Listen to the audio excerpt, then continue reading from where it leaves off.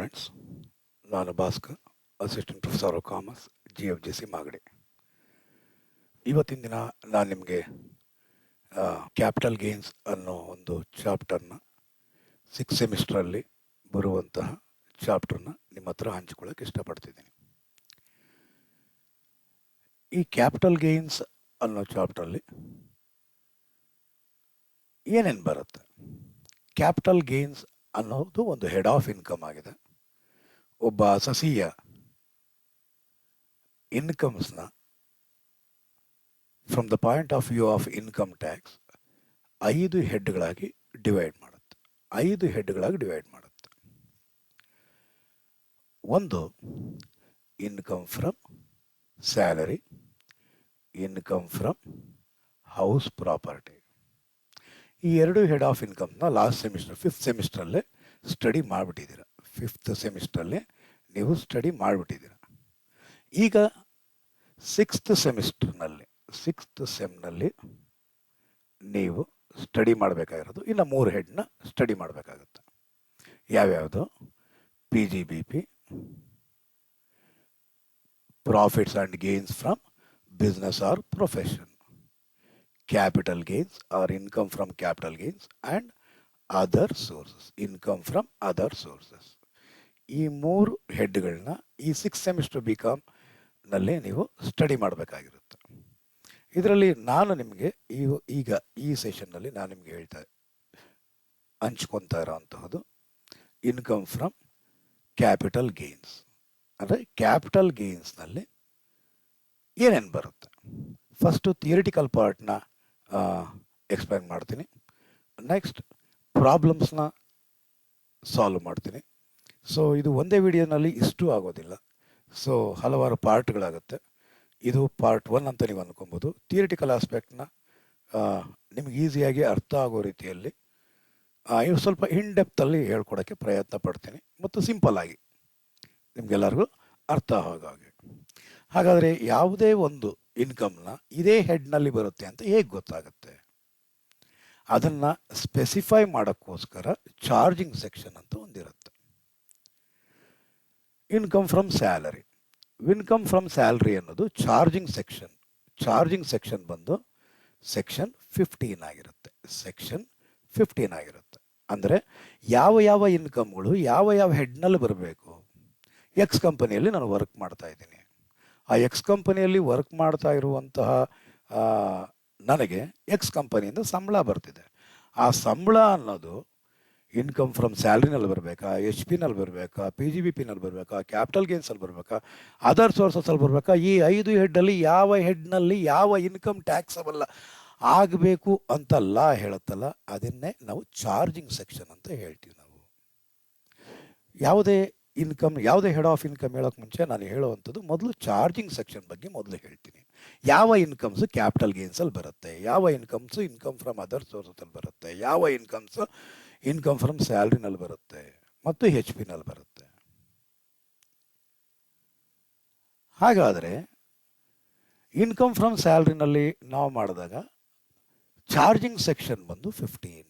Section 15ನ ಪ್ರಕಾರವಾಗಿ ಯಾವ ಯಾವ ಇನ್ಕಮ್ ಫ್ರಮ್ ಸ್ಯಾಲ್ರಿನಲ್ಲಿ ಟ್ಯಾಕ್ಸಬಲ್ ಆಗುತ್ತೆ ಅಂತ ಹೇಳುವಂಥ ಸೆಕ್ಷನ್ 15 ಆಗಿರುತ್ತೆ.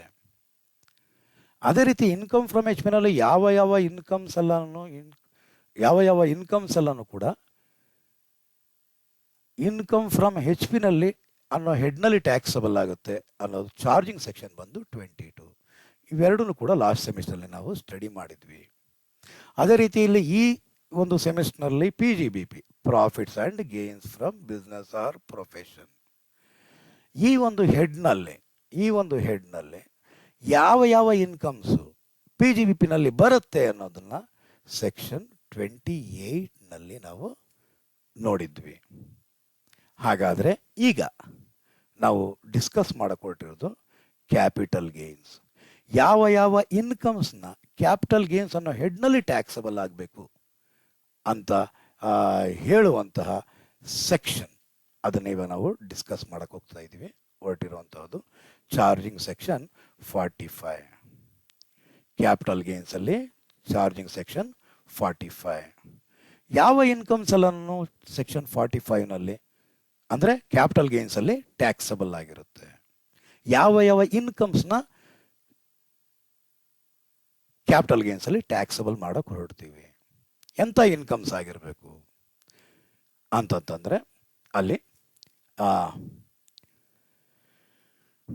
Any profits or gains arising from the transfer of a capital asset effected in the previous year will be chargeable to tax under the head capital gains. ಅಂದರೆ capital asset ಇರಬೇಕು. First ಏನಿರಬೇಕು, capital asset ಅನ್ನೋದಿರಬೇಕು.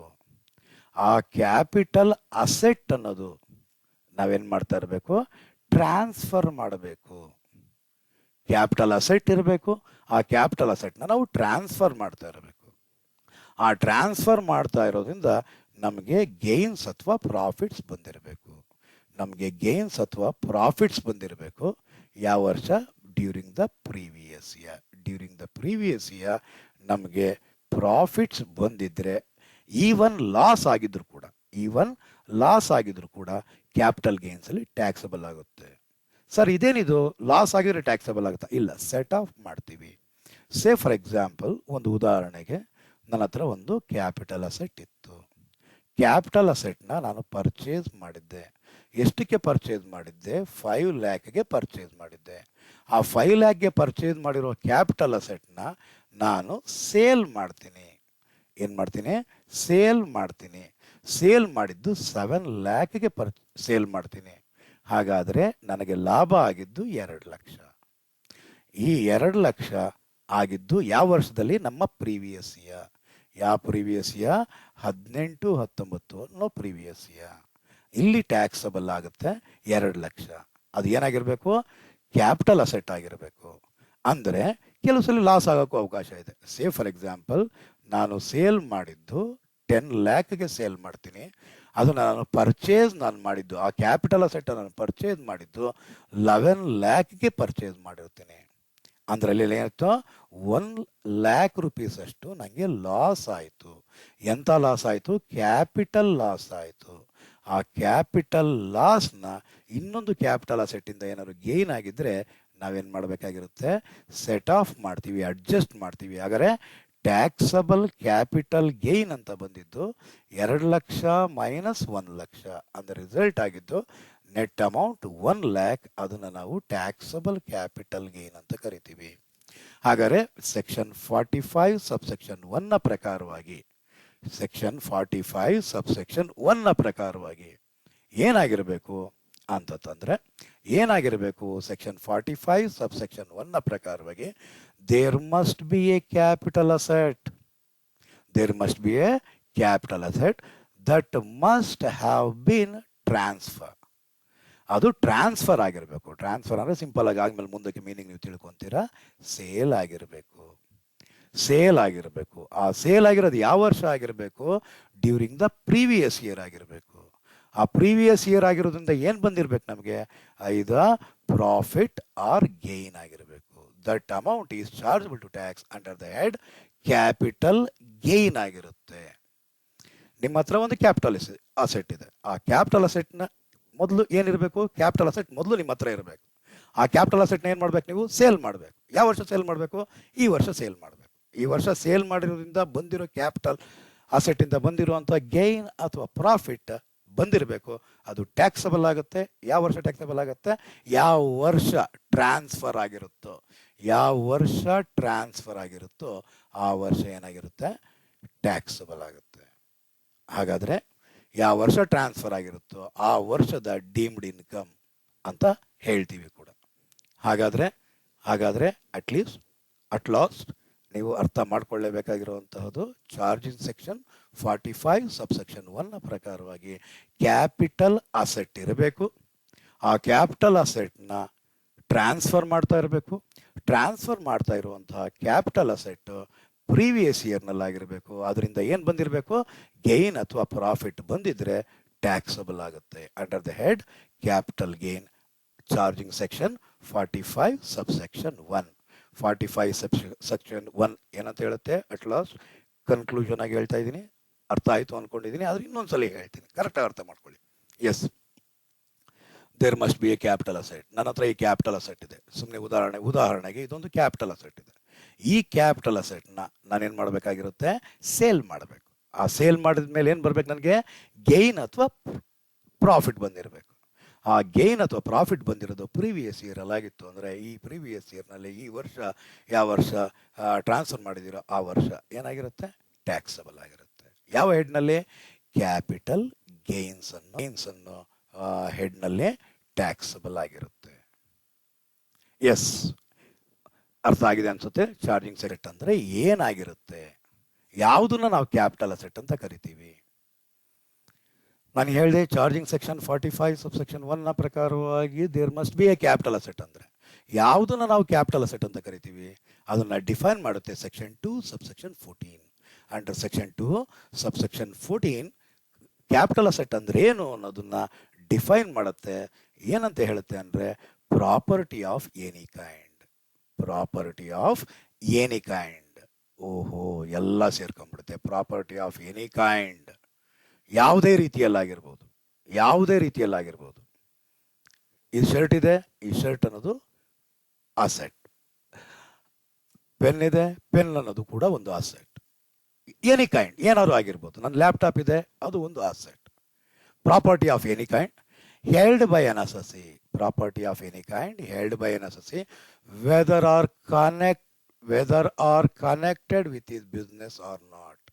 ಅವನ ಬಿಸ್ನೆಸ್ಗೆ ಅದು ಸಂಬಂಧಪಟ್ಟಿರಲಿ ಅಥವಾ ಪಡದೆ ಇರಲಿ, ಅವನ business or ಪ್ರೊಫೆಷನ್ಗೆ ಆ ಒಂದು ವಸ್ತು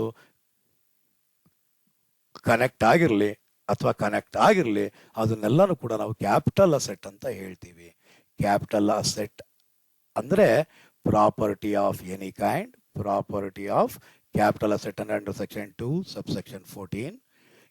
Property of any kind, property of any kind held by the assessee whether or not connected with his business or profession. ಹಾಗಾದರೆ ಅವನ ಬಿಸ್ನೆಸ್ ಆರ್ ಪ್ರೊಫೆಷನ್ ಕನೆಕ್ಟ್ ಆಗಲಿ ಆಗಿಲ್ದಿರೋ ಒಪ್ಕೊಳ್ಳಿ. ಅಂದರೆ it may be tangible or intangible, movable or immovable, fixed or floating, ಯಾವುದಾದ್ರು ಹಾಕ್ಕೊಳ್ಳಿ. Property of any kind specific ಆಗಿ ಹೇಳ್ಬಿಟ್ಟಿದ್ದಾನೆ. Property of any kind. Sir, ನನ್ನ ಹತ್ರ ಒಂದು ಮನೆ ಇದೆ, ಹೌದು, capital asset. Property of any kind. And any securities held by the foreign institutional investor ಅಂದರೆ FII ಅಂತ ಕರಿತೀವಿ. Any securities held by FII, it is also treated as a capital asset. ಇದು ಮುಂದಕ್ಕೆ ಬರುತ್ತೆ, ಆಗ ನಾನು ನಿಮ್ಗೆ ಹೇಳ್ತೀನಿ FII ಬಗ್ಗೆ. ಸೆಕ್ಷನ್ 2 ಸಬ್ಸೆಕ್ಷನ್ 14 ಪ್ರಕಾರವಾಗಿ ನಾವು ಏನು ಡಿಸ್ಕಸ್ ಮಾಡ್ತಾ ಇದ್ವಿ ಅಂತಂದರೆ ಯಾವ ಅಸೆಟ್ನೆಲ್ಲ ಇನ್ಕ್ಲೂಡ್ ಆಗುತ್ತೆ.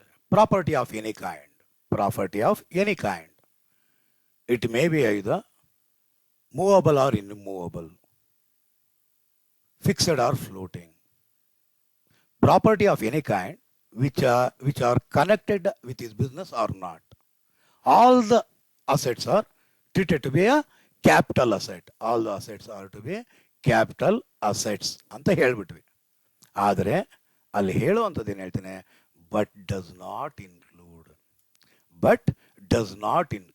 ಕೆಲವನ್ನ ಬಿಟ್ಟು ಯಾವುದನ್ನ ಬಿಡಬೇಕು ಅಂತ ಪ್ರಯತ್ನ ಪಡ್ತಿದ್ದಾರೆ. First one stock in trade ಅಂತ ಹೇಳ್ತಾರೆ. ಹಾಗಾದರೆ ನಾನು ಒಂದು ಪೆನ್ನ ಬಿಸ್ನೆಸ್ ಮಾಡ್ತಾ ಇದ್ದೀನಿ. ಪೆನ್ನನ್ನು ಪರ್ಚೇಸ್ ಮಾಡ್ತೀನಿ, ಪೆನ್ನನ್ನು ಸೇಲ್ ಮಾಡ್ತೀನಿ.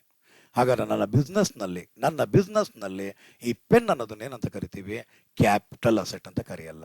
ಏನಂತ ಕರಿತೀವಿ, ಸ್ಟಾಕ್ ಇನ್ ಟ್ರೇಡ್ ಅಂತ ಕರಿತೀವಿ.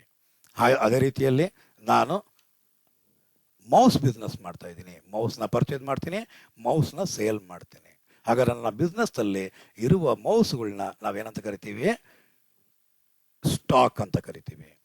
ಅದೇ ರೀತಿ ಒಂದು ಪ್ರಾವಿಷನ್ ಸ್ಟೋರ್ ಇದೆ.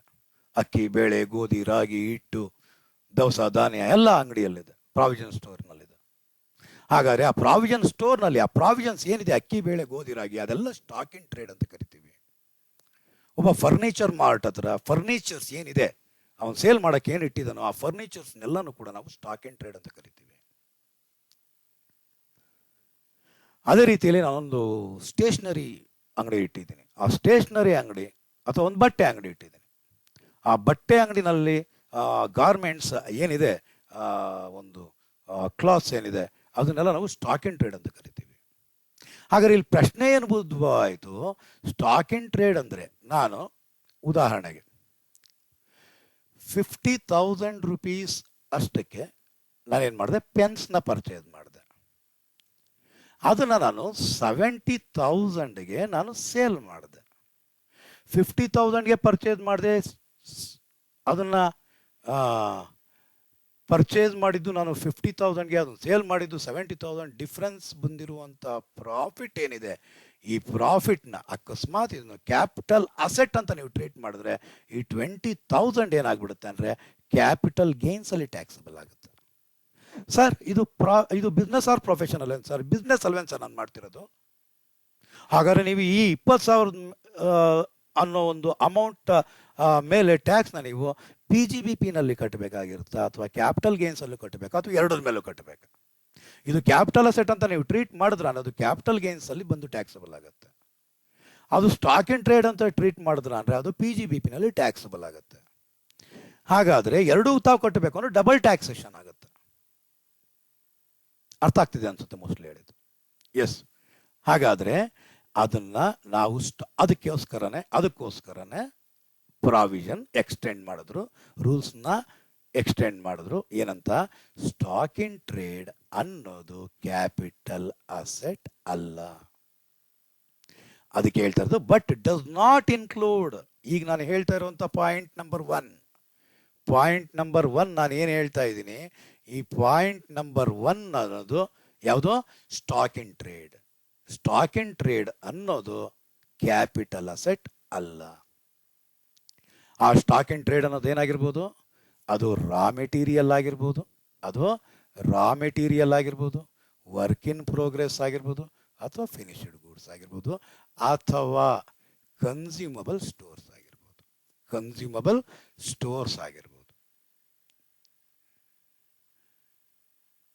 ತನ್ನ ಬಿಸ್ನೆಸ್ ಆರ್ ಪ್ರೊಫೆಷನ್ಗೆ ಇವನ್ನೇನಾದರೂ ಇಟ್ಕೊಂಡಿದ್ರೆ ಅದನ್ನು ನಾವು ಸ್ಟಾಕ್ ಇನ್ ಟ್ರೇಡ್ ಅಂತ ಕರಿತೀವಿ. ಹಾಗಾದರೆ ಈ ಸ್ಟಾಕ್ ಇನ್ ಟ್ರೇಡ್ ಆಯಿತು ಅಂದರೆ ಅದು ಕ್ಯಾಪಿಟಲ್ ಅಸೆಟ್ ಅಲ್ಲ. ಹಾಗಾದರೆ ಕ್ಯಾಪಿಟಲ್ ಅಸೆಟ್ ಅಲ್ಲ ಅಂದರೆ ಅದು ಕ್ಯಾಪಿಟಲ್ ಗೇನ್ ಕೂಡ ಅಲ್ಲ. ಹಾಗೆ ಕಂಟಿನ್ಯೂ ಮಾಡ್ತಾನೆ. Stock in trade other than F I I. ಆಗ ಆಲ್ರೆಡಿ ಹೇಳಿದ್ದೆ ನಾನು, ಇಲ್ಲಿ ಮೇಲ್ಗಡೆ ಹೇಳಿದ್ದೆ. ಏನಂತ? Capital asset means any property in kind which are connected with his business or not. All the property in kind are capital asset. And ಆದಮೇಲೆ ಅಲ್ಲೊಂದು ಸ್ವಲ್ಪ ಅಲ್ಲಿಗೆ ಹೋಗೋಣ. ಅಲ್ಲಿ and any securities held by FII. It is also any securities held by FII is also treated to be as what? Capital asset. ಹಾಗಾದರೆ ಈ FII ಮಾಡಿರುವಂತಹದ್ದು ಈಗೆಲ್ಲ just ನಾನು ಹೇಳಿದೆ.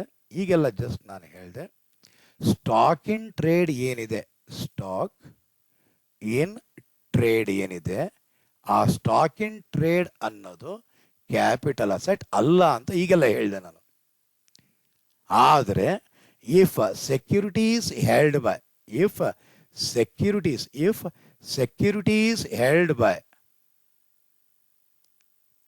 FII always treated it to be as a capital asset. If securities held by FII as stock in trade, whether as stock in trade or as capital asset, treated to be as capital asset, ಅದರಿಂದ gain ಬಂದೇ ಬರುತ್ತೆ, ನಾವು taxable ಮಾಡಲೇಬೇಕಾಗಿರುತ್ತೆ. FII ಮಾಡುವಂಥ ಕೆಲಸ ಏನು? ಅವ್ರು ಮಾಡೋದು ಸೆಕ್ಯೂರಿಟೀಸ್ನ purchase ಮಾಡ್ತಾರೆ, ಸೆಕ್ಯೂರಿಟೀಸ್ನ ಸೇಲ್ ಮಾಡ್ತಾರೆ, ಸೆಕ್ಯೂರಿಟೀಸ್ನ ಪರ್ಚೇಸ್ ಮಾಡ್ತಾರೆ, ಸೆಕ್ಯೂರಿಟೀಸ್ನ ಸೇಲ್ ಮಾಡ್ತಾರೆ. ಇದೇ ಅವ್ರು ಮಾಡೋವಂಥ ಬಿಸ್ನೆಸ್. ಹಾಗಾದರೆ ಅವರ ಬಿಸ್ನೆಸ್ನಲ್ಲಿ, ಅವರ ಇದರಲ್ಲಿ ಸೆಕ್ಯೂರಿಟೀಸ್ ಅನ್ನೋದೇನಾಗಿರುತ್ತೆ, ಸ್ಟಾಕ್ ಇನ್ ಟ್ರೇಡ್ ಆಗಿರುತ್ತೆ. ಸೆಕ್ಯೂರಿಟೀಸ್ ಅನ್ನೋದೇನಾಗಿರುತ್ತೆ, ಸ್ಟಾಕ್ ಇನ್ ಟ್ರೇಡ್ ಆಗಿರುತ್ತೆ. ಆಗಲೂ ಕೂಡ ಕ್ಯಾಪಿಟಲ್ ಅಸೆಟ್ ಅಂತಾನೆ ಟ್ರೀಟ್ ಮಾಡಬೇಕು. ಅದಲ್ದಿರ FII ಅವರು ಅಕಸ್ಮಾತ್ ಈ ರೀತಿ ಮಾಡಿದ್ರು. ಯಾವ ರೀತಿ ಮಾಡಿದ್ರು, ನೋಡಪ್ಪ ನಾನು ಪರ್ಚೇಸ್ ಮಾಡಿ ಸೇಲ್ ಮಾಡಲ್ಲ, ನಾನು ಪರ್ಚೇಸ್ ನಾನು ಮಾಡ್ತಾ ಇರೋದು ಹಾಗೇ ಇಟ್ಕೊತೀನಿ, ನಾನು ಲಾಂಗ್ ರನ್ಗೋಸ್ಕರ ಇಟ್ಕೊತೀನಿ. ಲಾಂಗ್ ರನ್ಗೋಸ್ಕರ ಇಟ್ಕೊಂಡು ನನಗೆ ಡಿವಿಡೆಂಡ್ ಚೆನ್ನಾಗಿ ಬರ್ತಾ ಇರಬೇಕು ಮತ್ತು ಲಾಂಗ್ ರನ್ನಲ್ಲಿ ನಾನು ಅದನ್ನು ಸೇಲ್ ಮಾಡ್ತೀನಿ. ನನ್ನ ಇಂಟೆನ್ಷನ್ ಪರ್ಚೇಸ್ ಮಾಡಿ ಸೇಲ್ ಮಾಡೋ ಇಂಟೆನ್ಷನ್ ಅಲ್ಲ, ನಾನು ಡಿವಿಡೆಂಡ್ ಅಥವಾ ಇಂಟ್ರೆಸ್ಟ್ಗೋಸ್ಕರ ನಾವು ಮಾಡ್ತಿರುವಂತಹದ್ದು. ಇಂಟ್ರೆಸ್ಟ್ ಏನು ಬರುತ್ತೆ ಆ ಒಂದು ವಿಚಾರಕ್ಕೋಸ್ಕರ ಮತ್ತು ಇನ್ಯಾವ ವಿಚಾರಕ್ಕೋಸ್ಕರ, ಲಾಂಗ್ ರನ್ನಲ್ಲಿ ಅದ್ರ ಬೆಲೆ ಹೈಕ್ ಆದಾಗ ಆಗ್ಬೇಕಾದ್ರೆ ಸೇಲ್ ಮಾಡ್ತೀನಿ, ಲಾಂಗ್ ರನ್ಗೋಸ್ಕರ ಇಟ್ಕೊಂಡಿರ್ತೀನಿ ನಾನು ಅನ್ನೋದನ್ನ ಕ್ಯಾಪಿಟಲ್ ಅಸೆಟ್ ಅಂತ ಹೇಳ್ತೀವಿ. ಸೇಲ್ ಮಾಡೋ ಉದ್ದೇಶ ಇರಲ್ಲ, ಪ್ರಾಫಿಟ್ ಬಗ್ಗೆ ಉದ್ದೇಶ ಇರುತ್ತೆ, ಅದು ನಾವು ಕರಿತೀವಿ capital, held as a capital asset. Whether FII held as stock in trade or capital asset, it is treated to be a capital asset. ಅದನ್ನ ಕ್ಯಾಪಿಟಲ್ ಅಸೆಟ್ ಅಂತಲೇ ಟ್ರೀಟ್ ಮಾಡಬೇಕು. ಆದರೆ securities held by other than FII, ನಾವು FII ನ ಬಿಟ್ಟು ಬೇರೆಯವರು ಏನಾದರೂ, FII ಅವರು ಬಿಟ್ಟು ಬೇರೆಯವರೇನಾದರೂ held as stock in trade ಆಗಿದ್ರೆ, ಅಂದರೆ ಸೆಕ್ಯೂರಿಟೀಸ್ನ ಪರ್ಚೇಸ್ ಮಾಡೋದು, ಸೆಕ್ಯೂರಿಟೀಸ್ನ ಸೇಲ್ ಮಾಡೋದು, ಸೆಕ್ಯೂರಿಟೀಸ್ನ ಪರ್ಚೇಸ್ ಮಾಡೋದು, ಸೆಕ್ಯೂರಿಟೀಸ್ನ ಸೇಲ್ ಮಾಡೋದು, ಅಂದರೆ ಅವರು ಸ್ಟಾಕ್ ಇನ್ ಟ್ರೇಡ್ ಆಗಿ ಇಟ್ಕೊಂಡಿದ್ದಾರೆ. ಅಂದರೆ ಅದನ್ನು ನಾವು ಈಗೆಲ್ಲ ಹೇಳಿದೆ ಕ್ಯಾಪಿಟಲ್ ಅಸೆಟ್ ಅಲ್ಲ. ಅವ್ರ ಅಕಸ್ಮಾತ್ ಏನಾದರೂ ಸ್ಟಾಕ್ ಇನ್ ಟ್ರೇಡ್ ಆಗಿ ಇಲ್ದಿರ ಕ್ಯಾಪಿಟಲ್ ಅಸೆಟ್ ಆಗಿ ಏನಾದ್ರು ಇಟ್ಕೊಂಡಿದ್ರೆ, ಕ್ಯಾಪಿಟಲ್ ಅಸೆಟ್ ಹಂಗೆ ಇಟ್ಕೊಂಡಿರೋದು ಅಂದರೆ ಈಗೆಲ್ಲ ಜಸ್ಟ್ ಹೇಳಿದೆ ನಾನು, ಶೇರ್ಸ್ನ ಪರ್ಚೇಸ್ ಮಾಡೋದು ಸೇಲ್ ಮಾಡೋದಲ್ಲ. ಶೇರ್ಸ್ನ ಪರ್ಚೇಸ್ ಮಾಡೋದು, ಸೆಕ್ಯೂರಿಟೀಸ್ನ ಪರ್ಚೇಸ್ ಮಾಡೋದು, ಸೆಕ್ಯೂರಿಟೀಸ್ನ ಸೇಲ್ ಮಾಡೋದು ಅಂತಂದರೆ ಅರ್ಥ ಅದು ಸ್ಟಾಕ್ ಇನ್ ಟ್ರೇಡ್, ಅವ್ರ ಬಿಸ್ನೆಸ್ ಆಗಿಬಿಡುತ್ತೆ, ಅದು ಕ್ಯಾಪಿಟಲ್ ಅಸೆಟ್ ಅಲ್ಲ. ಅದೇ ಅಕಸ್ಮಾತು ಅವನು ಕ್ಯಾಪಿಟಲ್ ಅಸೆಟ್ಗೆ ಡಿವಿಡೆಂಡು ಇಂಟ್ರೆಸ್ಟ್ ಎಲ್ಲ ಬೇಕು, ನನಗೆ ನಾನು ಲಾಂಗ್ ರನ್ಗೋಸ್ಕರ ಇಟ್ಕೊಂಡಿದ್ದೀನಿ ಅಂತಂದರೆ ಅದನ್ನು ನಾವು ಕ್ಯಾಪಿಟಲ್ ಅಸೆಟ್ ಅಂತ ಟ್ರೀಟ್ ಮಾಡ್ತೀವಿ. ಹಾಗಾದರೆ ಫೈನಲ್ ಕನ್ಕ್ಲೂಷನ್ ಏನು ಹೇಳ್ಬೋದು sir, if securities held by FII ಆಗಿದ್ರೆ ಅವನು ಏನೇ ಮಾಡಲಿ ಏನಾಗೇ ಇಟ್ಕೊಳ್ಳಿ, ಅಂದರೆ ಹೆಲ್ಡ್ ಆಸ್ ಕ್ಯಾಪಿಟಲ್ ಅಸೆಟ್ ಅಂದರೂ ಅದೇನೆ, held as stock in trade ಅಂದರೂ ಅದೇನೆ, ಅದು ಕ್ಯಾಪಿಟಲ್ ಅಸೆಟ್ ಆಗೇ ಆಗುತ್ತೆ, ಕ್ಯಾಪಿಟಲ್ ಗೇನ್ ಟ್ಯಾಕ್ಸಬಲ್ ಆಗೇ ಆಗುತ್ತೆ. ಅದೇ ಅಕಸ್ಮಾತ್ ಏನಾದರೂ ಅದರ್ ದ್ಯಾನ್ FII ಸೆಕ್ಯೂರಿಟೀಸ್ನ ಹೆಲ್ಡ್ ಮಾಡಿರೋದು ಸ್ಟಾಕ್ ಇನ್ ಟ್ರೇಡ್ ಅಂದರೆ it is not a capital asset, whereas other than FII securities held as a capital asset, it is treated to be a capital asset and chargeable to tax under the head capital gain. ಅರ್ಥ ಆಗಿದೆ ಅಂತ ಅನ್ಸುತ್ತೆ students. Next ಎರಡನೇ point ಬರೋಣ. ಇಲ್ಲಿ ಹೇಳ್ತಾ ಇದ್ದೇನು ಅಂತಂದ್ರೆ capital asset but does not include stock in trade other than FII. ಈಗೆಲ್ಲ ಅದನ್ನೇ ಡಿಸ್ಕಸ್ ಮಾಡಿದ್ದು. ಅದರ್ ದ್ಯಾನ್ FII ಅಂದರೆ FII ಬಿಟ್ಟು ಬೇರೆ ಇನ್ಯಾರೇ ಹಾಕ್ಕೊಳ್ಳಿ, ಸ್ಟಾಕ್ ಇನ್ ಟ್ರೇಡ್ ಆಗಿ ಇಟ್ಕೊಂಡಿದ್ರೆ ಅಲ್ಲೇ ಕ್ಯಾಪಿಟಲ್ ಅಸೆಟ್ ಅಲ್ಲ. FII ಏನಾದರೂ ಸ್ಟಾಕ್ ಇನ್ ಟ್ರೇಡ್ ಆಗಿ ಇಟ್ಕೊಂಡಿದ್ರೂ ಕೂಡ ಅದು ಕ್ಯಾಪಿಟಲ್ ಅಸೆಟ್ ಅಂತ ಟ್ಯಾಕ್ಸಬಲ್ ಆಗೇ ಆಗುತ್ತೆ ಕ್ಯಾಪಿಟಲ್ ಗೇನ್ಸ್ ಅನ್ನೋ ಹೆಡ್ನಲ್ಲಿ. ಹಾಗಾದರೆ ಸ್ಟಾಕ್ ಇನ್ ಟ್ರೇಡ್ ಅನ್ನೋದು ಕ್ಯಾಪಿಟಲ್ ಅಸೆಟ್ ಅಲ್ಲ. ಎಸ್. ಹಾಗಾದರೆ ನಂಬರ್ 2 ಎರಡನೇದೇನು ಅಂದರೆ ಪರ್ಸನಲ್ ಎಫೆಕ್ಟ್. ಏನಿದು ಪರ್ಸನಲ್ ಎಫೆಕ್ಟ್ ಅಂದರೆ personal effect that is to say any movable property including furniture and wearing apparel held for personal use by the assessee or any member of his family dependent on him. ಮೊದಲ under section 2 subsection 14 capital assets includes property of any kind held by the assessee whether or not connected with his business or profession ಅಂತ ಹೇಳ್ಬಿಡ್ತು. Property of any kind ಎಲ್ಲ include ಆಗುತ್ತೆ ಅಂತ ಹೇಳ್ತು. ಆದರೆ ಏನೇನು include ಆಗಲ್ಲ ಅನ್ನೋದ್ರ ಬಗ್ಗೆ ಲಿಸ್ಟ್ ಕೊಡ್ತಾ ಇದೆ. ಹಾಗಾದರೆ ಪರ್ಸನಲ್ ಎಫೆಕ್ಟ್ ಅನ್ನೋದು ಕ್ಯಾಪಿಟಲ್ ಅಸೆಟ್ ಅಲ್ಲ. ಯಾವುದು ಪರ್ಸನಲ್ ಎಫೆಕ್ಟ್ ಅಂದ್ರೆ ಏನು? ಅದು ಪ್ರಾಪರ್ಟಿ, ಮೂವಬಲ್ ಪ್ರಾಪರ್ಟಿ ಆಗಿರಬೇಕು. ಆ ಮೂವಬಲ್ ಪ್ರಾಪರ್ಟಿನ ಏನಕ್ಕೆ ಯೂಸ್ ಮಾಡ್ತಾ ಇರಬೇಕು? ಅವನು ಪರ್ಸನಲ್ ಯೂಸ್ ಮಾಡ್ತಾ ಇರಬೇಕು. ಹಾಗಾದ್ರೆ ಪರ್ಸನಲ್ ಎಫೆಕ್ಟ್ ಅನ್ನೋದಕ್ಕೆ ಬದಲಾಗಿ ಪರ್ಸನಲ್ ಮೂವಬಲ್ ಅಸೆಟ್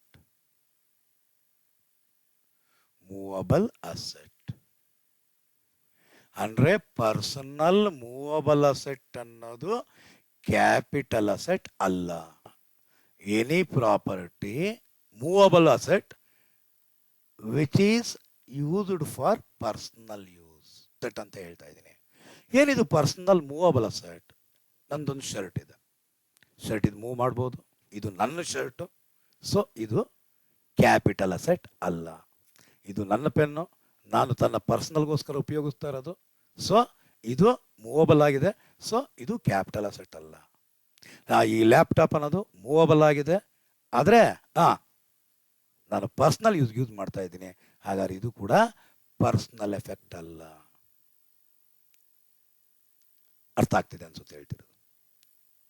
ಅದೇ ರೀತಿಯಲ್ಲಿ ಅಲ್ಮರ ಇದೆ, ಆ ಅಲ್ಮರ ನಾನು ಉಪಯೋಗಿಸ್ತಾ ಇರೋದು ನನ್ನ ಪರ್ಸನಲ್ ಯೂಸ್ಗೆ. ಒಂದು ಕಡೆಯಿಂದ ಮತ್ತೊಂದು ಕಡೆಗೆ ನಾನು ಶಿಫ್ಟ್ ಮಾಡ್ಬೋದು, ಮೂವಬಲ್ ಪ್ರಾಪರ್ಟಿ. ಇದನ್ನ ನಾನು ಸೇಲ್ ಮಾಡಿದ್ರೆ, ಮೋಟಾರ್ ಕಾರ್ ಇದೆ, ಆ ಮೋಟಾರ್ ಕಾರ್ನ ನಾನು ಪರ್ಸನಲ್ ಯೂಸ್ ಮಾಡ್ತಾ ಇದ್ದೀನಿ, ಹಾಗಾದರೆ ಆ ಪರ್ಸನಲ್ ಕಾರ್ನ ನಾನು ಕ್ಯಾಪಿಟಲ್ ಅಸೆಟ್ ಅಂತ ಟ್ರೀಟ್ ಮಾಡಲ್ಲ. ಅದು ಕ್ಯಾಪಿಟಲ್ ಅಸೆಟ್ ಅಲ್ಲ ಅಂದಮೇಲೆ ಅದು ಗೇನ್ ಅನ್ನೋದು ಪ್ರಶ್ನೆನೇ ಉದ್ಭವ ಆಗಲ್ಲ. ಬಟ್ ನೋಡಿ, ಬಟ್ ಎಕ್ಸ್ಕ್ಲೂಡ್ಸ್, ಕನ್ಫ್ಯೂಷನ್ ಆಗಬೇಡಿ please. Capital assets include property of any kind, but does not include stock in trade and personal effect. Personal effect ಅನ್ನೋದು ಕ್ಯಾಪಿಟಲ್ ಅಸೆಟ್ ಅಲ್ಲ, but excludes. Does not include ನಲ್ಲಿ exclude ಅಂದ್ರೆ ಶತ್ರುವಿನ ಶತ್ರು ಮಿತ್ರ ಅಂದ್ಬಿಟ್ಟಿದೆ. Does not include ನಲ್ಲಿ exclude ಆಗೋದನ್ನ ನಾವು include ಅಂತ ಹೇಳ್ತೀವಿ. ಅಂದ್ರೆ ಅರ್ಥ ಇವೆಲ್ಲ ಸೇರಲ್ಲ, ಆದ್ರೆ ಇವು ಬಿಟ್ಟು ಮಿಕ್ಕಿರೋದಲ್ಲ ಅಂತ ಹೇಳ್ತಾನೆ. ಇದು ಬಿಟ್ಟು ಅಂದ್ರೆ ಯಾವುದು? ಎಸ್, ಪರ್ಸನಲ್ ಎಫೆಕ್ಟ್ ಅಂದ್ರೆ ಈಗೆಲ್ಲ ಜಸ್ಟ್ ನಿಮ್ಮ ಹತ್ರ ಹಂಚ್ಕೊಂಡೆ. Any movable property which is used for personal ಯೂಸ್ಗೆ ಮಾಡ್ತಾ ಇರಬೇಕು. ಅದಕ್ಕೋಸ್ಕರ ನಾನು ಏನಂತ ಒಂದು ಟರ್ಮ್ ಹೇಳಿದೆ, ಪರ್ಸನಲ್ ಮೂವಬಲ್ ಅಸೆಟ್. ಅಂದ್ರೆ ಅರ್ಥ ಎಲ್ಲ ಪರ್ಸನಲ್ ಮೂವಬಲ್ ಅಸೆಟ್ ಕೂಡ ಕ್ಯಾಪಿಟಲ್ ಅಸೆಟ್ ಅಲ್ಲ. ಆದರೆ ಇವನ್ ಬಿಟ್ಟು, ಯಾವನ್ ಬಿಟ್ಟು, ಈ ಐಟಮ್ಗಳನ್ನ ಬಿಟ್ಟು ಮಿಕ್ಕಿರೋ ಎಲ್ಲ ಅಸೆಟ್ಸು, ಎಲ್ಲ ಪರ್ಸನಲ್ ಮೂವಬಲ್ ಅಸೆಟ್ಸ್ ಕೂಡ ಮತ್ತೆ ರಿಪೀಟ್ ಮಾಡ್ತಾ ಇದ್ದೀನಿ. ಈ ಪರ್ಸನಲ್ ಮೂವಬಲ್ ಅಸೆಟ್, ಈಗೇನು ನಾನು ನಿಮಗೆ 6 ಐಟಮ್ ತೋರಿಸ್ತಾ ಇದ್ದೀನಿ, ಈ 6 ಐಟಮ್ ಅನ್ನೋದು ಪರ್ಸನಲ್ ಎಫೆಕ್ಟ್ ಆಗಲ್ಲ, ಪರ್ಸನಲ್ ಮೂವಬಲ್ ಅಸೆಟ್ ಅಲ್ಲ. ಈ ಒಂದು these 6 assets are of personal ಯೂಸ್ಗೆ ಇದ್ರೂ ಕೂಡ ಅದು ನಾವು ಪರ್ಸನಲ್ ಅಸೆಟ್ ಅಂತ ಟ್ರೀಟ್ ಮಾಡಲ್ಲ. ಅರ್ಥ ಆಯ್ತು ಅಂತ ಅನ್ಕೊಂಡು ಹೇಳಿದ್ದು. ಎಸ್, ಹಾಗಾದ್ರೆ ಯಾವ್ಯಾವುದು ಅಂದ್ರೆ ಜ್ಯುವೆಲರಿ. ಹಾಗಾದ್ರೆ ಜ್ಯುವೆಲರಿ ಅನ್ನೋದು ಪರ್ಸನಲ್ ಅಸೆಟ್ ಅಲ್ಲ. ಜ್ಯುವೆಲರಿ ಅಂದ್ರೆ ಏನೇನು ಇನ್ಕ್ಲೂಡ್ ಆಗುತ್ತೆ? ನಾನು ಚೈನ್ ಹಾಕ್ಕೊಂಡಿದ್ದೀನಿ, ಬ್ರೇಸ್ಲೆಟ್ ಹಾಕ್ಕೊಂಡಿದ್ದೀನಿ, ರಿಂಗ್ ಹಾಕ್ಕೊಂಡಿದ್ದೀನಿ, ನಮ್ಮ ಮನೆಗೆ ಗೋಲ್ಡ್ ಬಾರ್ ಇದೆ, ಡೈಮಂಡ್ ರಿಂಗ್ ಹಾಕ್ಕೊಂಡಿದ್ದೀನಿ, ಪ್ಲಾಟಿನಮ್ ರಿಂಗ್ ಹಾಕ್ಕೊಂಡಿದ್ದೀನಿ. ಇವನ್ನೆಲ್ಲ ನಾವು ಜ್ಯುವೆಲರಿ ಅಂತ ಕರಿತೀವಿ. ಇವನ್ನೆಲ್ಲ ಏನಂತ ಕರಿತೀವಿ? Jewellery. Jewellery which is made up of gold, silver, platinum, precious stone, semi precious stones. ಇವನ್ನೆಲ್ಲ ನಾವೇನಂತ ಕರಿತೀರಾ? ಜ್ಯುವೆಲರಿ ಅಂತ ಕರಿತೀವಿ. ಈ ಜ್ಯುವೆಲರಿ ಅನ್ನೋದು ಕ್ಯಾಪಿಟಲ್ ಅಸೆಟ್ ಆಗಿರುತ್ತೆ. ಜ್ಯುವೆಲರಿ ಅನ್ನೋದೇನಾಗಿರುತ್ತೆ? ಕ್ಯಾಪಿಟಲ್ ಅಸೆಟ್ ಆಗಿರುತ್ತೆ. ಇದನ್ನೇನಾದ್ರು ಸೇಲ್ ಮಾಡಿದ್ರೆ ಕ್ಯಾಪಿಟಲ್ ಗೇನ್ಸ್ ಅಲ್ಲಿ ಟ್ಯಾಕ್ಸಬಲ್ ಆಗಿರುತ್ತೆ. ಡ್ರಾಯಿಂಗ್ಸ್ ಹಾಗಾದ್ರೆ ಜ್ಯುವೆಲರಿ, ಡ್ರಾಯಿಂಗ್ಸ್, ಪೇಂಟಿಂಗ್ಸ್. ನಾವು ಪೇಂಟಿಂಗ್ ಮಾಡಿರೋದಲ್ಲ, ಇದು ಒಂಥರ ಹಳೆ ಕಾಲದ್ದು ಆ ರೀತಿ ಪೇಂಟಿಂಗ್ಸ್ ಆಗಿರಬೇಕಾಗಿರುತ್ತೆ. ಆರ್ಕಿಯಾಲಜಿಕಲ್ ಕಲೆಕ್ಷನ್ಸ್ ಅಂದರೆ rare stamp collection, coin collections, ಇವನ್ನ ಹೇಳ್ತೀವಲ್ಲ, ಅದನ್ನೇನಂತ ಕರಿತೀರಾ? Archaeological collections. ಸೊ ನಾನು ಇವಾಗೆಲ್ಲ ಹೇಳ್ತಾ ಇರೋದೆಲ್ಲ ಇವೆಲ್ಲನೂ ಕೂಡ ಪರ್ಸನಲ್ ಎಫೆಕ್ಟ್ ಅಲ್ಲ. These are of personal movable property. These are all personal movable property, but these assets are treated to be as a capital asset. ಈ ಅಸೆಟ್ನ ನೀವು ಸೇಲ್ ಮಾಡಿದ್ರೆ ಟ್ಯಾಕ್ಸಬಲ್ ಮಾಡಲೇಬೇಕಾಗಿರುತ್ತೆ, ನೀವು ಟ್ಯಾಕ್ಸ್ ಪೇಮೆಂಟ್ ಮಾಡಲೇಬೇಕಾಗಿರುತ್ತೆ ನೀವು.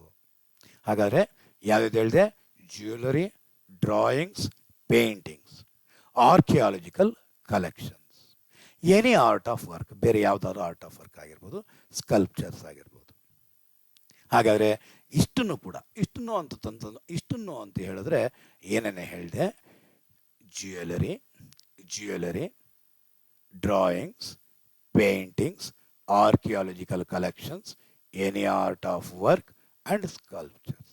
ಹಾಗಾದರೆ JD ಪಾಸ್ ಏನಿದು? JD PAAS, J ಅಂದರೆ jewellery, D ಅಂತಂದ್ರೆ drawings, paintings, archaeological collections, any art of work and sculptures. JD PAAS ಅಂದರೆ jewellery, drawings, paintings, archaeological collections, any art of work, then sculptures. ಇಷ್ಟನ್ನು ಕೂಡ ನಾವು capital asset ಅಂತ ಕರಿತೀವಿ, personal effect ಅಂತ ಕರಿತೀವಿ. ಪರ್ಸನಲ್ ಎಫೆಕ್ಟ್ ಆಯಿತು ಅಂದರೆ ಕ್ಯಾಪಿಟಲ್ ಅಸೆಟ್ ಅಲ್ಲ. ಯಾವ ಕ್ಯಾಪಿಟಲ್ ಅಸೆಟ್ ಅಲ್ವೋ ಆಗ ಆಬ್ವಿಯಸ್ಲಿ ಅದರಿಂದ ಗೇನ್ಸ್ ಅರೈಸ್ ಆಗಲ್ಲ, ಟ್ಯಾಕ್ಸ್ ಕಟ್ಟುವಂಥ ಅಗತ್ಯ ಇಲ್ಲ. ಜ್ಯುವೆಲರಿ ಅಂದರೆ ಅದು ಗೋಲ್ಡಿಂದ ಮಾಡಿರ್ಬೋದು, ಸಿಲ್ವರಿಂದ ಮಾಡಿರ್ಬೋದು, ಪ್ಲಾಟಿನಮಿಂದ ಮಾಡಿರ್ಬೋದು, ಡೈಮಂಡ್ಸಿಂದ ಮಾಡಿರ್ಬೋದು, ಅಥವಾ ಪ್ರೀಶಿಯಸ್ ಸ್ಟೋನ್ಸಿಂದ ಆಗಿರ್ಬೋದು, ಸೆಮಿ ಪ್ರೀಶಿಯಸ್ ಸ್ಟೋನಿಂದ ಆಗಿರ್ಬೋದು. ಅದನ್ನೆಲ್ಲನೂ ಕೂಡ ನಾವೇನಂತ ಕರಿತೀರಾ? ಜ್ಯುವೆಲರಿ ಅಂತ ಕರಿತೀರಾ. ಸಿಲ್ವರ್ ಬಾರ್ ಆಗಿರ್ಬೋದು, ಗೋಲ್ಡ್ ಬಾರ್ ಆಗಿರ್ಬೋದು, ಸಿಲ್ವರ್ ರಿಂಗ್ ಆಗಿರ್ಬೋದು, ಗೋಲ್ಡ್ ರಿಂಗ್ ಆಗಿರ್ಬೋದು, ಪ್ಲಾಟಿನಮ್ ರಿಂಗ್ ಆಗಿರ್ಬೋದು, ಇವನ್ನೆಲ್ಲ ನಾವೇನಂತ ಕರಿತೀರಾ? ಜ್ಯುವೆಲರಿ ಅಂತ ಕರಿತೀವಿ. ಒಂದು ಕೇಸ್ ಬಂತು, ಬೆನಾರ್ಸಿ ಲಾಲ್ ಕಟಾರು ಖಾನ್ ಬಿಟ್ಟಿದೆ. ಆ ಕೇಸ್ ಪ್ರಕಾರವಾಗಿ ಏನಾಯಿತು, ಅವರು ಕೇಸ್ ಫೈಲ್ ಮಾಡಿದ್ದು, ನಮ್ಮ ಮನೆಯಲ್ಲಿ ಸಿಲ್ವರ್ನ ತಟ್ಟೆ ಇದೆ, ಲೋಟ ಇದೆ, ಚಮಚ ಇದೆ, ಅದನ್ನು ನಾವು ಸೇಲ್ ಮಾಡಬೇಕು, ಪ್ರಾಫಿಟ್ ಮಾಡಬೇಕು ಅಂತ ನಾವು ಕೊಂಡ್ಕೊಂಡಿಲ್ಲ. ನಮ್ಮ ಸಂಪ್ರದಾಯದ ಪ್ರಕಾರವಾಗಿ ಇದನ್ನೆಲ್ಲ ನಾವು ಇಟ್ಕೊಬೇಕು. ಇದರಲ್ಲಿ ನಾವು ತಟ್ಟೆಗಳಲ್ಲಿ ಊಟ ಮಾಡ್ತೇವೆ, ಅದಕ್ಕೋಸ್ಕರ ಇಟ್ಟಿರುವಂಥದ್ದು. ಮತ್ತು ನಮ್ಮ ಮನೆಯಲ್ಲಿ ಯಾವುದೇ ಹೊಸ ಮಕ್ಕಳು ಹುಟ್ಟಿದ್ರು ಕೂಡ ಅದರಲ್ಲಿ ಫೀಡಿಂಗ್, ನಾವು ಆಹಾರ ತಿನ್ನಿಸ್ಬೇಕು ಅಂದರೂ ಕೂಡ ಬೆಳ್ಳಿಯ ಸಿಲ್ವರ್ನ ಚಮಚದಿಂದನೇ ತಿನ್ನಿಸುವಂತಹದ್ದು. ಅದನ್ನು ನಾವು ಸೇಲ್ ಮಾಡಬೇಕು ಅಂತ ಇಟ್ಕೊಂಡಿಲ್ಲ. ಅಕಸ್ಮಾತ್ ಸೇಲ್ ಮಾಡಿದ್ರೆ ನಾವು ಏನಕ್ಕೋಸ್ಕರ ಕ್ಯಾಪಿಟಲ್ ಗೇನ್ ಕಟ್ಟಬೇಕು, ಟ್ಯಾಕ್ಸ್ ಕಟ್ಟಬೇಕು ಅಂದ್ಬಿಟ್ಟಿದೆ. ಬೆನಾರ್ಸಿ ಲಾಲ್ ಕಟಾರು ಖಾನ್ ಅವರು ಏನು ಮಾಡಿದ್ರು, ಒಂದು ಕೇಸ್ನ ಫೈಲ್ ಮಾಡಿದ್ರು. ಆ ಕೇಸ್ನ ಫೈಲ್ ಮಾಡಿದಾಗ ಒಂದು ವಿಚಾರ ಏನು ಬಂತು ಅಂತಂದರೆ, silver utensils, silver utensils are not a capital asset. ಓಹೋ, silver utensils are not a capital asset ಅಂತ ಬಂತು. ಹಾಗಾದರೆ ಜ್ಯುವೆಲರಿನಲ್ಲಿ ಎಲ್ಲನೂ ಸೇರ್ಕೊಳ್ಳುತ್ತೆ, ಆದರೆ ಸಿಲ್ವರ್ ಯುಟೆನ್ಸಿಲ್ ಸೇರ್ಕೊಳ್ಳಲ್ಲ. ಸಿಲ್ವರ್ ಯುಟೆನ್ಸಿಲ್ ಸೇರ್ಕೊಳ್ಳಲ್ಲ ಅಂದರೆ not a capital asset. Silver utensil ಅನ್ನೋದು ನಾಟ್ ಎ ಕ್ಯಾಪಿಟಲ್ ಅಸೆಟ್. ಅದನ್ನ ಪರ್ಫೆಕ್ಟ್ ಮಾಡ್ಕೊಳ್ಳಿ. ಗೋಲ್ಡ್ ಯುಟೆನ್ಸಿಲ್ಸ್, ಚಿನ್ನದ ಸ್ಪೂನು, ಚಿನ್ನದ ತಟ್ಟೆ, ಚಿನ್ನದ ತಂಬಿಗೆ, ಚಿನ್ನದ ಪಾತ್ರೆ, ಅವೆಲ್ಲ ಟ್ಯಾಕ್ಸಬಲ್, ಕ್ಯಾಪಿಟಲ್ ಗೇನ್ ಅಂತ ಟ್ರೀಟ್ ಮಾಡ್ತೀವಿ. ಅದೇ ಸಿಲ್ವರ್ ಪಾತ್ರೆ, ಸಿಲ್ವರ್ ತಟ್ಟೆ, ಸಿಲ್ವರ್ ಸ್ಪೂನು, ಸಿಲ್ವರ್ ಲೋಟ ಅದನ್ನು ಸೇಲ್ಸ್ ಮಾಡಿದ್ರೆ ಅದು ಪರ್ಸ್ನಲ್ ಎಫೆಕ್ಟ್ ಆಗುತ್ತೆ, ಅದು ಕ್ಯಾಪಿಟಲ್ ಅಸೆಟ್ ಅಂತ ಟ್ರೀಟ್ ಮಾಡಲ್ಲ, ಅದು ಟ್ಯಾಕ್ಸಬಲ್ ಆಗಲ್ಲ. ಅಕಸ್ಮಾತ್ ಎಕ್ಸಾಮಿನೇಷನಲ್ಲಿ ನಿಮ್ಗೇನಾದರೂ ಸಿಲ್ವರ್ ಯುಟೆನ್ಸಿಲ್ ಸೇಲ್ ಮಾಡಿರೋ ಇನ್ಫಾರ್ಮೇಷನ್ ಆದರೂ ಕೊಟ್ಟರೆ ನಾಟ್ ಎ ಕ್ಯಾಪಿಟಲ್ ಅಸೆಟ್ ಅಂತ ಬರೀಬೇಕು, ನಾಟ್ ಎ ಕ್ಯಾಪಿಟಲ್ ಅಸೆಟ್ ಅಂತ ಬರೀಬೇಕು. ಜಸ್ಟ್ ಅಷ್ಟೇ, ಜಸ್ಟ್ ವೆರಿ ಸಿಂಪಲ್. ಅದಕ್ಕೆ ನಾನು ನಿಮ್ಗೆ ಹೇಳ್ತಾರೆ ಪ್ರಾವಿಷನ್ಸ್ನ ಕರೆಕ್ಟಾಗಿ ತಿಳ್ಕೊಂಬಿಟ್ಟಿರಬೇಕು. ಹಾಗಾದರೆ silver utensils are not a capital asset. Say for example, ಒಂದು ಮಿಸ್ಟರ್ ಎಕ್ಸ್ ಅನ್ನೋನು ಒಂದು ಶರ್ಟ್ ಮಾರ್ದ. ಒಂದು ಶರ್ಟ್ ಅವನು ಮಾರಿದಕ್ಕೆ 35 lakhs ಬಂತು. ಒಂದು ಶರ್ಟ್ ಬೆಲೆ 35 lakhs. ಎಸ್, ಅವನೇನು ಮಾಡಿದ್ದ, ಅವನ ಬಟನ್ಸ್ ಏನು ಹಾಕಿದ್ದ ಅದೆಲ್ಲ ಗೋಲ್ಡಲ್ಲಿತ್ತು, ಅದರಲ್ಲಿ ಬಟನ್ಸಲ್ಲಿ ಡೈಮಂಡ್ಸ್ ಫಿಕ್ಸ್ ಆಗಿತ್ತು. ಶರ್ಟ್ ಮಾರಿದ್ರೆ, ತನ್ನ ಪರ್ಸನಲ್ ಶರ್ಟ್ ಮಾರಿದ್ರೆ ಕ್ಯಾಪಿಟಲ್ ಅಸೆಟ್ ಅಲ್ಲ. ಶರ್ಟ್ ಮಾರಿದ್ರೆ ಕ್ಯಾಪಿಟಲ್ ಅಸೆಟ್ ಅಲ್ಲ. ಆ ಶರ್ಟ್ ಒಳಗಡೆ ಏನಾಕಿದ್ದಾನೆ ಗೋಲ್ಡ್ ಅಥವಾ ಸಿಲ್ವರ್, ಕ್ಯಾಪಿಟಲ್ ಅಸೆಟ್, ಟ್ಯಾಕ್ಸ್ ಕಟ್ಟಲೇಬೇಕಾಗಿರುತ್ತೆ. ಅದೇ ರೀತಿಯಲ್ಲಿ ನೀವು ನೋಡಿ, ಅದೇ ರೀತಿಯಲ್ಲಿ ಯಾವುದು ಸಿಲ್ವರ್ ಪಾತ್ರೆ, not a capital asset. Silver ಪಾತ್ರೆನಲ್ಲಿ ಒಂದು ಡೈಮಂಡ್ ಇಟ್ಟಿದ್ದಾನೆ, ಕ್ಯಾಪಿಟಲ್ ಅಸೆಟ್. ಸಿಲ್ವರ್ ಪಾತ್ರೆ, ಒಂದು ಡೈಮಂಡ್ ಅಥವಾ ಗೋಲ್ಡ್ ಸೇರ್ಕೊಂತು ಅಂದರೆ ಆ ಸಿಲ್ವರ್ ಯುಟೆನ್ಸಿಲ್ಸ್ ಏನಾಗ್ಬಿಡುತ್ತೆ, ಅದರಲ್ಲಿ ಗೋಲ್ಡ್ ಅಥವಾ ಬೇರೆ ಒಂದು ಅಂಶ ಸೇರ್ಕೊಂತು ಅಂದರೆ ಅದು ಕ್ಯಾಪಿಟಲ್ ಅಸೆಟ್ ಆಗಿ ಟ್ರೀಟ್ ಆಗಿಬಿಡುತ್ತೆ. ಕ್ಯಾಪಿಟಲ್ ಅಸೆಟ್ ಅಂತ ಟ್ರೀಟ್ ಮಾಡಬೇಕಾಗಿರುತ್ತೆ. ಅರ್ಥ ಆಯಿತು ಅನ್ಸುತ್ತೆ ಹೇಳ್ತಿರೋಂಥದ್ದು.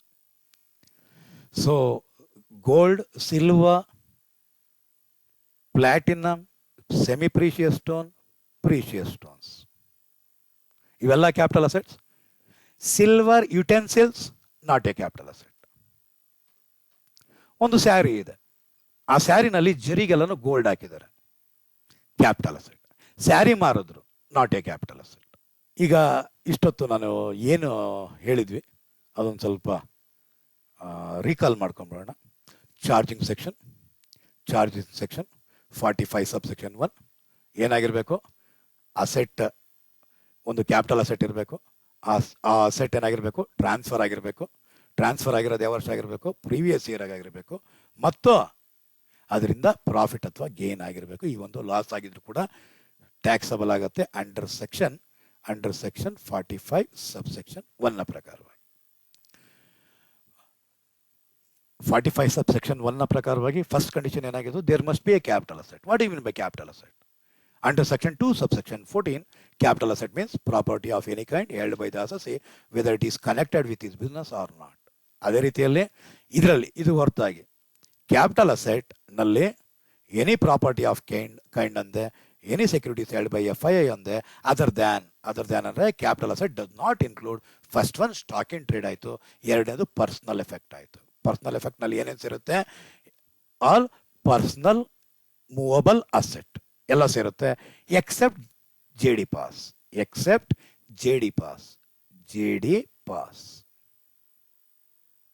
JD ಪಾಸ್ ಅಂದರೆ jewellery, drawings, paintings, archaeological collections, any art of work and sculptures. JD pass.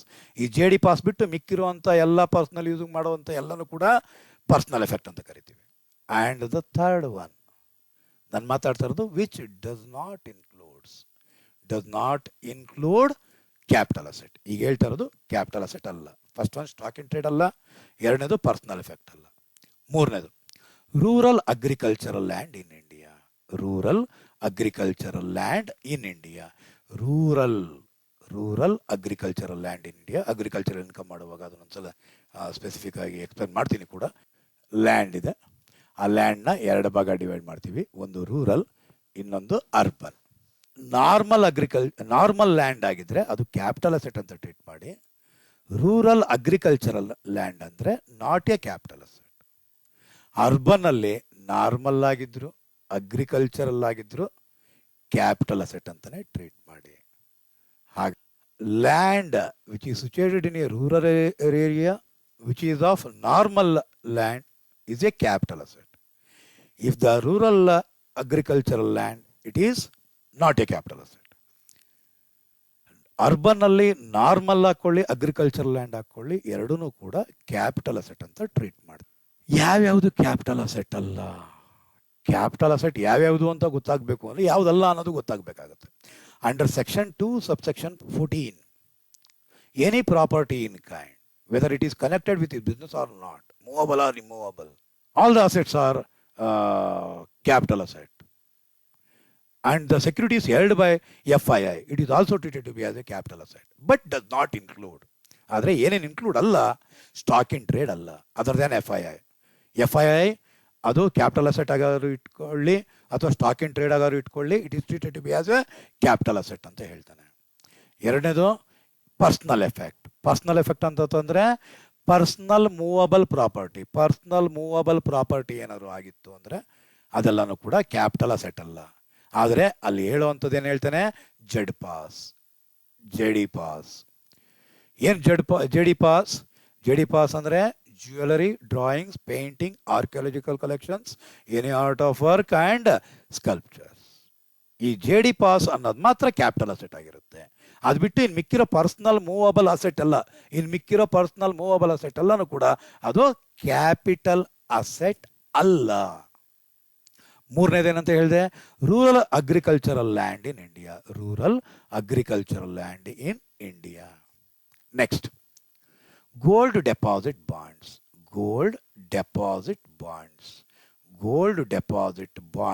issued under Gold Deposit Scheme 1999 ಅನ್ನೋದು not a capital asset, which does not include under section 2 subsection 14. Capital asset does not include number 1 stock in trade, ಎರಡನೇದು personal effect, ಮೂರನೇದು gold deposit bonds, ನಾಲ್ಕನೇದು rural agricultural land in India. ಈ ನಾಲ್ಕು ಕೂಡ capital asset ಅಲ್ಲ. ಈ personal effect ಅಲ್ಲಿ ಯಾವುದು ಎಕ್ಸ್ಕ್ಲೂಷನ್ ಆಗುತ್ತೆ, ಜೆ ಡಿ ಪಾಸ್ ಎಕ್ಸ್ಕ್ಲೂಡ್ ಆಗುತ್ತೆ, ಆದರೆ ಅದು ಕ್ಯಾಪಿಟಲ್ ಅಸೆಟ್ ಆಗಿರುತ್ತೆ. ಜ್ಯುವೆಲರಿನಲ್ಲಿ ಯಾವುದು ಎಕ್ಸ್ಕ್ಲೂಡ್ ಆಗುತ್ತೆ, ಜ್ಯುವೆಲರಿನಲ್ಲಿ ಎಲ್ಲ ಜ್ಯುವೆಲರೀಸು ಕೂಡ ಕ್ಯಾಪಿಟಲ್ ಅಸೆಟ್ ಆಗುತ್ತೆ. ಯಾವುದು ಬಿಟ್ಟು ಸಿಲ್ವರ್ ಯುಟೆನ್ಸಿಲ್ಸ್ ಅನ್ನೋದು ಕ್ಯಾಪಿಟಲ್ ಅಸೆಟ್ ಅಲ್ಲ. ಎಲ್ಲ ಜ್ಯುವೆಲರಿಗಳು ಕೂಡ ಕ್ಯಾಪಿಟಲ್ ಅಸೆಟ್ ಆಗಿರುತ್ತೆ, ಆದರೆ ಯಾವುದು ಬಿಟ್ಟು ಸಿಲ್ವರ್ ಯುಟೆನ್ಸಿಲ್ ಬಿಟ್ಟು. ಹಾಗಾದರೆ stock in trade, whether it is raw material, work in progress, or finished goods, or consumable stores,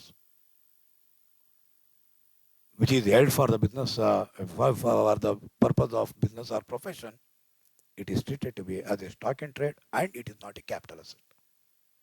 ಅದೇ FII ಹೆಲ್ಡ್ ಮಾಡಿದರೆ, ಸ್ಟಾಕ್ ಇನ್ ಟ್ರೇಡ್ ಆಗಾದ್ರು ಮಾಡಿರಲಿ ಅಥವಾ ಕ್ಯಾಪಿಟಲ್ ಅಸೆಟ್ ಅಂತ ಟ್ರೀಟ್ ಮಾಡಲಿ, ಅದು ಕ್ಯಾಪಿಟಲ್ ಅಸೆಟ್ ಆಗೇ ಇರ್ತದೆ. ಅದರ್ ದ್ಯಾನ್ FII ಆಗಿದ್ರೆ, ಸ್ಟಾಕ್ ಇನ್ ಟ್ರೇಡ್ ಆಗಿದ್ರೆ, ಸೆಕ್ಯೂರಿಟೀಸ್ನ ಪರ್ಚೇಸ್ ಮಾಡಿ ಸೆಕ್ಯೂರಿಟೀಸ್ನ ಸೇಲ್ ಮಾಡೋ ಅಂಥದ್ದಾಗಿದ್ದರೆ, ಸೆಕ್ಯೂರಿಟೀಸ್ನ ಸೇಲ್ ಮಾಡ್ತಾನೆ, ಸೆಕ್ಯೂರಿಟೀಸ್ನ ಪರ್ಚೇಸ್ ಮಾಡ್ತಾನೆ ಅಂದರೆ ಅರ್ಥ ಅವನು ಸ್ಟಾಕ್ ಇನ್ ಟ್ರೇಡ್ ಆಗಿ ಇಟ್ಕೊಂಡಿದ್ರೆ ಅದು ಕ್ಯಾಪಿಟಲ್ ಅಸೆಟ್ ಅಲ್ಲ. Other than stock in trade ಆಗಿ ಇಟ್ಕೊಂಡಿದ್ರೆ ಕ್ಯಾಪಿಟಲ್ ಅಸೆಟ್ ಆಗಿರುತ್ತೆ. ಅವನು ಡಿವಿಡೆಂಡ್ ಬೇಕು, ಇಂಟ್ರೆಸ್ಟ್ ಬೇಕು, ಮತ್ತು ಲಾಂಗ್ ರನ್ ಆದಮೇಲೆ ನಾನು ಸೇಲ್ ಮಾಡ್ತೀನಿ ಅಂತ FIIನ ಬಿಟ್ಟು ಬೇರೆ ಯಾರು ಸೇಲ್ ಮಾಡಿದ್ರೆ ಅಂದರೆ ಅದು ಸ್ಟಾಕ್ ಇನ್ ಟ್ರೇಡ್ ಆಗಿರಲ್ಲ, ಅದು ಕ್ಯಾಪಿಟಲ್ ಅಸೆಟ್ ಆಗಿರುತ್ತೆ, ಟ್ಯಾಕ್ಸಬಲ್ ಆಗಿರುತ್ತೆ. ಹಾಗಾದರೆ ಜೆ ಡಿ ಪಾಸ್ ಬಗ್ಗೆ ಗೊತ್ತಾಯ್ತು ಅನಿಸುತ್ತೆ. So next types of capital asset.